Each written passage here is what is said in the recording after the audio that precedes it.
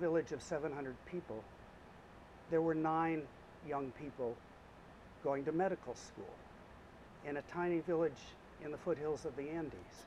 Ellos inventan la cura, inventan la enfermedad, inventaron la farmacia, la medicina cara a cara.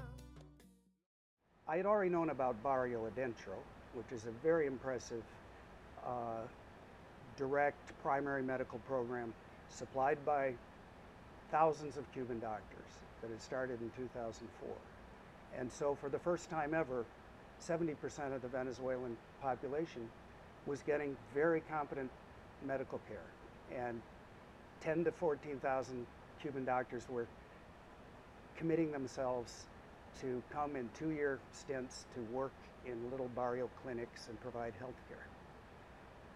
But what I learned from my fellow campesinos, my neighbors in our village, is that they were going to be the replacements for the Cubans, that they were being trained not as barefoot doctors in a few-month program, but in a very intensive 6-year medical program.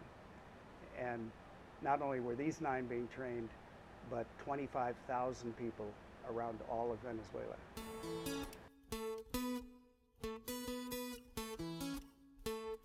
Well, the book starts out with just opening to say these amazing things are happening.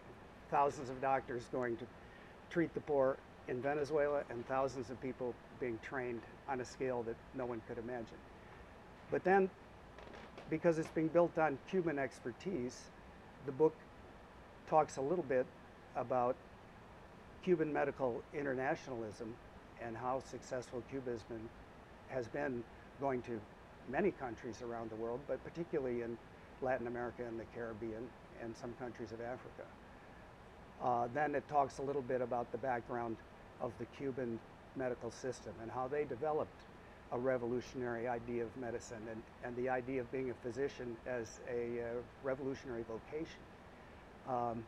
And then the center of the book is built around 2 chapters devoted to Barrio Adentro and how it was organized, how it came into being in about a year. It went from 300 doctors to over 10,000 doctors.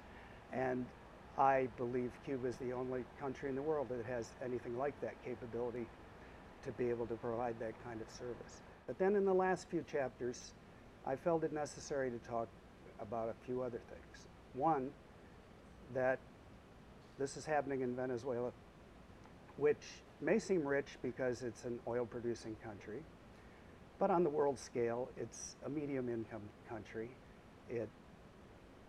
Average incomes may be in that range of $10,000 to $14,000 a year, about a third or a quarter of the U.S. or Europe. So it's providing this at a huge scale with resources that really aren't that huge. And at the same time, they have a medical establishment that's a capitalist medical establishment that's already there, that is still educating people in ordinary kind of elite universities.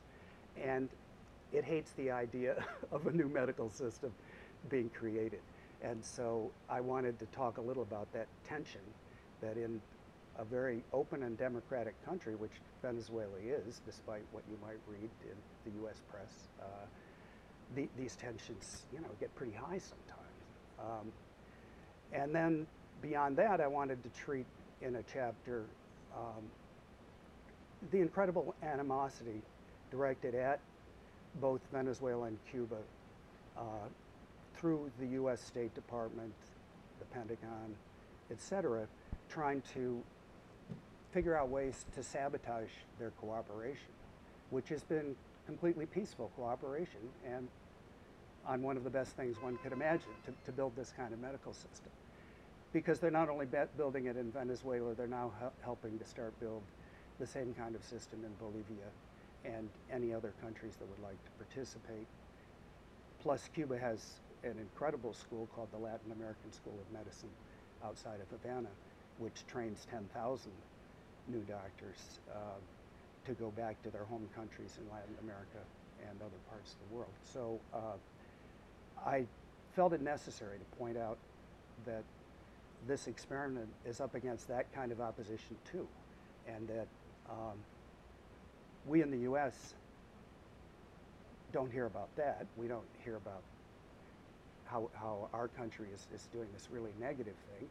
And it's also nearly impossible in the mainstream press to hear anything about this wonderful experiment in medicine and cooperation. So I thought that was necessary to put at the end.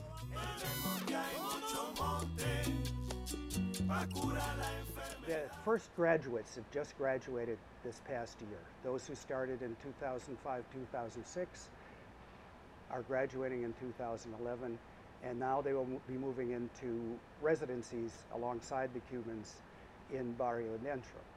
But of course, part of the magic of this training program is at the same time these students were taking intensive academic courses and every medical idea class that you would take in any program around the world, they would spend a half a day, 6 days a week, working alongside Cuban doctors and Cuban nurses and technicians in the various Barrio Adentro settings. So they had a marvelous hands-on preparation that I don't think exists anywhere else in the world. Even in Cuba, where they're trying to emulate that, they say that we're sort of following the example of the Venezuelans because it's working so well there. The final chapter deals just a little bit with the idea that this is not just an experiment in medicine and producing revolutionary doctors, but to my mind, it's an ideal experiment in showing how you create an active revolutionary alternative and how people from the ground up acquire the skills and the motivation, the tutoring from mentors who know what they're doing, to be able to carry out building a new kind of society. Camino verde hay que caminar. Anda, camina por el